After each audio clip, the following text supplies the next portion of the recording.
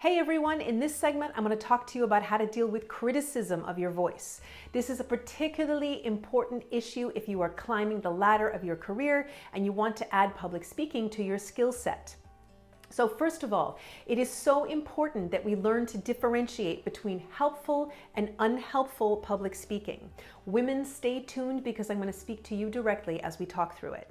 So the first thing, let's start with helpful. The most helpful criticism has to do with your actual communication. So volume, pacing, and enunciation. Any of the feedback that you get that has to do with these three things is always valuable. If your volume is too low, we can't hear you, obviously that's a problem. If your speech is kind of garbled, if you speak too quickly, we can't hear you, enunciation is the issue there. If you're pacing, again, if you're speaking too quickly, we might not be able to absorb what you're saying. If you speak too slowly, we might get distracted and kind of wander off. So whenever someone wants to give you feedback about that, pay attention and make adjustments accordingly. Those are fairly simple things to fix.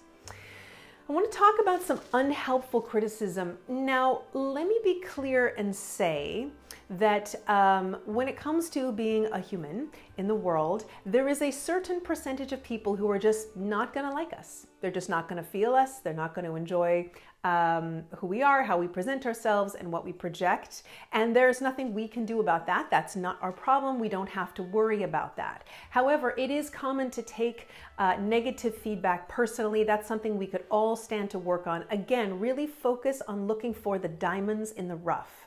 That will help you get through those moments that feel really anxious when someone is giving you feedback that feels kind of icky. I want to take a minute and talk about gendered feedback.